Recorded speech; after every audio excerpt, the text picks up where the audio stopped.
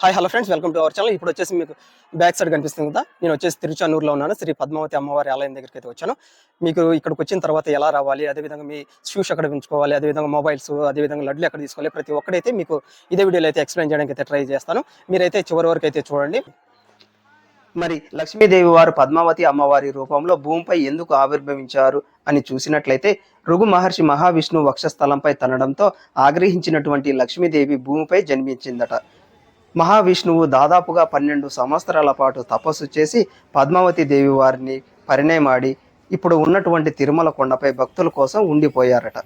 అంతేకాకుండా మీరు ఎవరైనా కానీ పద్మావతి దేవి వారి ఆలయాన్ని సందర్శించినట్లయితే 3వ నెంబర్ గేట్ నుంచి మీరు వెళ్ళినట్లయితే గన మీకు లడ్లు, అదేవిధంగా మీ చెప్పులు ఉంచుకోవడానికి గల స్థలము, అదేవిధంగా మొబైల్స్, ప్రతి ఒక్కదానికి సంబంధించినటువంటి లాకర్స్ ఇక్కడే అందుబాటులో ఉంటాయి. అంతేకాకుండా మీరు పద్మావతి అమ్మవారి సందర్శించుకోవడానికి వెళ్ళేటప్పుడు కావాల్సినటువంటి పూలు, పండ్లు ప్రతి ఒక్కటి కూడా మీకు 3వ నెంబర్ గేట్లో అందుబాటులో ఉంటాయి. కాబట్టి మీరు ప్రతి ఒక్కరు కూడా 3వ నెంబర్ గేట్ నుంచి అయితే వెళ్ళండి.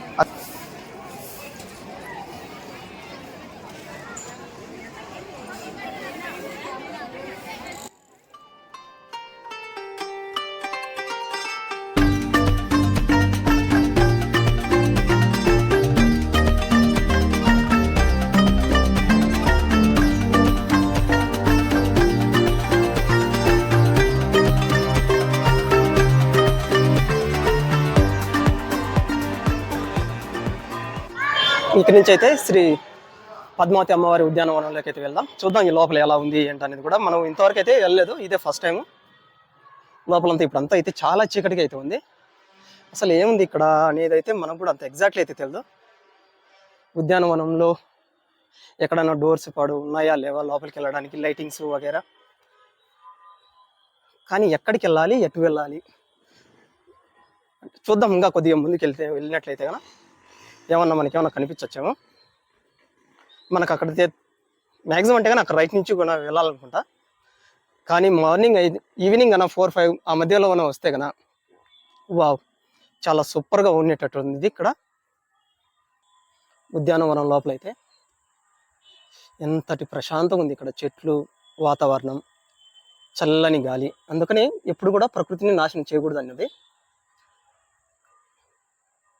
ప్రకృతి దేవుడిచ్చినటువంటి గొప్ప వరం. ప్రతి ఒక్కరం కూడా ప్రకృతిని కాపాడుకోవాలనేటువంటి ఏమాత్రం కామన్ సెన్స్ లేకుండా చెట్లను ప్రతి ఒక్కరు నరికేస్తున్నాం కదా. చూడండి అమ్మవారి సన్నిధిలో ఎంత బాగా మంచిగా ఉన్నదో.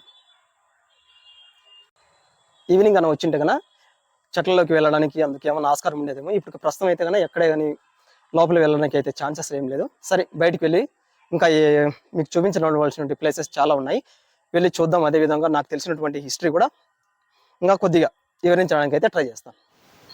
ఇక్కడ కనిపిస్తున్నటువంటి కోనేరులోనే అమ్మవారు జన్మించారు అని చెప్తూ ఉంటారు. అంటే నాకు కూడా కొంతమంది చెప్పారు కాబట్టి నేను కూడా మీకు అదే విధంగా చెబుతూ ఉన్నాను. కాబట్టి ఫ్రెండ్స్, మీకు అందరికీ తెలిసినటువంటి చరిత్రే కాబట్టి పూర్తి వీడియో ఇంకా లెంతీగా తీయడం ఇష్టం లేక నేను కొద్దిగా మాత్రమే మీకు అప్లోడ్ అయితే చేస్తున్నాను. ఒకవేళ మీకు కావాలి అనుకుంటే కనుక కింద అయితే కామెంట్ చేయండి. నెక్స్ట్ వీడియో ఇంకా లెంతీగా అయితే చేద్దాం. మీరు ప్రతి ఒక్కరు కూడా ఇదే విధంగా మీరు సపోర్ట్ చేస్తూ అదే విధంగా లైక్, సబ్స్క్రైబ్ చేసినట్లయితే కనుక మరో వీడియోలో మీకు మళ్ళీ అయితే కలుస్తాను. మీరైతే ఎటువంటి పరిస్థితుల్లో ఈ కోనేరులో స్నానం ఆచరించేటప్పుడు మాత్రం నీటిని అయితే చాలా శుభ్రంగా ఉంచుకోవడానికి అయితే ప్రయత్నం అయితే చేయండి.